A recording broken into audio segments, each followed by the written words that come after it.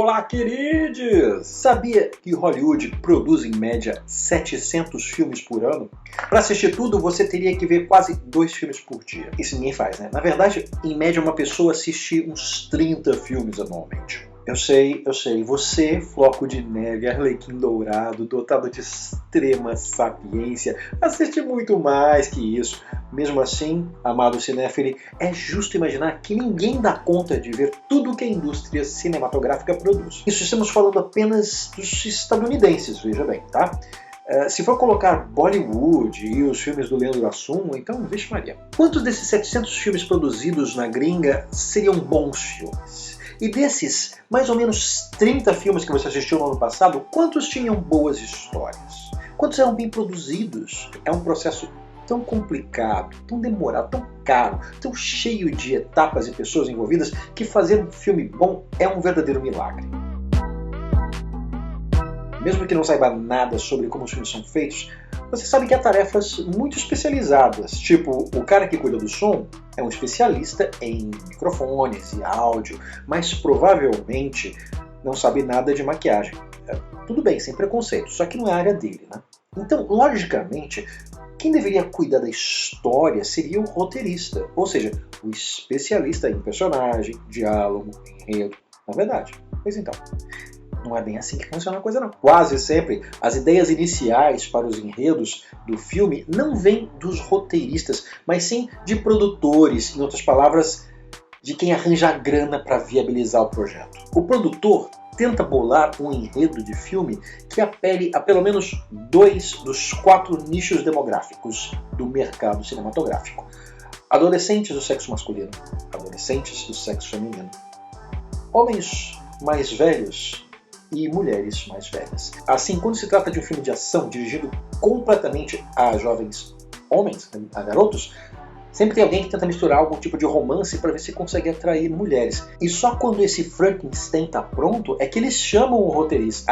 Aqueles roteiros do seu amigo que trabalha de Uber, que ele escreve nas horas vagas, com a esperança que um dia vai virar um filme estrelado pela Scarlett Johansson. Pois é, esses roteiros viram specs, que é basicamente um teste para roteirista. Eles são uma prova para os produtores que o autor não é, pelo menos não totalmente, analfabeto. Ou seja, você apresenta um roteiro sensível, emocionante, de alta qualidade e acaba impressionando um tiozinho louco no pó que vai te contratar para ser roteirista assistente do Transformers 15. E pode ainda acontecer de usar esse roteiro como base para uma continuação de uma franquia que não tem nada a ver com a sua história. Todos os filmes da série Duro de Matar, depois do primeiro, na verdade eram outras histórias nada a ver com o Bruce Willis que foram adaptadas para caber na série. Então, não é que não tem gente escrevendo bons roteiros em Hollywood. É que todo mundo que é bom está ocupado tentando escrever o reboot do Power Rangers. Os Estados Unidos se parecem muito com o Brasil. Os dois tiram onda de serem democratas, amantes da liberdade de expressão, mas na verdade eles curtem mesmo uma censura puritana igualzinho o militar brasileiro, sabe? Lá eles têm o Motion Picture Association, que na hora do vamos ver é um órgão com poderes de censura que não é parte do governo, mas tem poderes para influenciar que tipo de filme pode ser exibido nos cinemas ou não. Funciona assim: o MPAA não proíbe o filme de ser feito ou mesmo de ser exibido, mas ele faz a classificação indicativa que vai de G, que significa livre para todas as idades, até NC-17, que significa apenas para maiores de 18 anos. Só que os critérios para um filme receber uma classificação para maiores são bizonhos. Pode ir de nudez até temas polêmicos. Tá bom, assim, quem que não gosta de nudez? Melhor nudez que no nosso, né? Desculpa. Você não pode exibir seu filme sem classificação indicativa. Mas se sua classificação indicativa for acima de PG-13, que é a partir de 13 anos, nenhuma rede de cinema exibe seu filme, porque o público fica restrito demais para a seção dar lucro. Ou seja, sem a bênção dos censores, você pode até fazer seu filme, mas corre o risco de ser um fracasso e ele não ser visto por ninguém. É tipo estar em Hollywood e fazer cinema brasileiro. Ninguém merece. 7 bilhões de dólares. é quanto dinheiro a Disney ganhou só em merchandising do filme Cars, aquele dos carrinhos, sabe?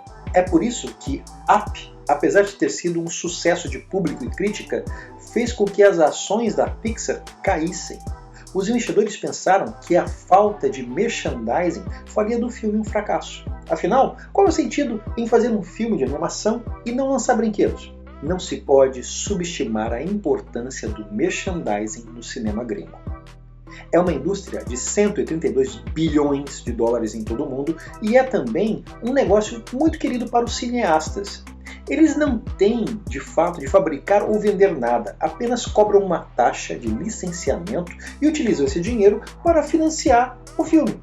Assim, se os brinquedos não venderem, o comerciante é que fica com prejuízo, não o estúdio. É ou não é o sonho de um cambalacheiro? Se o Bananinha não fosse tão ruim de inglês, ele tinha ficado nos Estados Unidos fazendo o filme, ao invés de vir cuidar do rebanho do pai aqui em Brasília. O problema é que quanto mais caros os filmes ficam, mais a indústria depende do merchandising.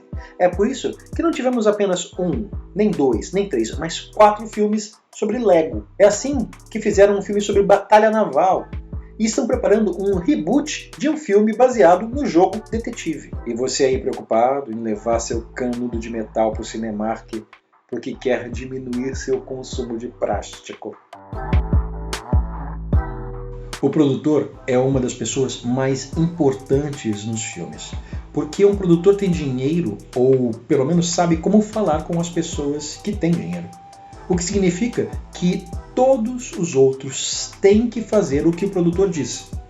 Há bons produtores e há produtores ruins, e a maioria é terrível. Vejamos um exemplo. As Loucas Aventuras de James West termina com uma aranha mecânica gigante. Veja bem, é um filme que se passa no Velho Oeste. Velho Oeste steampunk, com várias invenções ridículas, é verdade. Mas se você acha que os roteiristas tiveram essa ideia, lê do engano. O produtor do filme chama-se Jon Peters. Antes desse filme, Peters estava encarregado do Super-Homem 5, que seria escrito por Kevin Smith.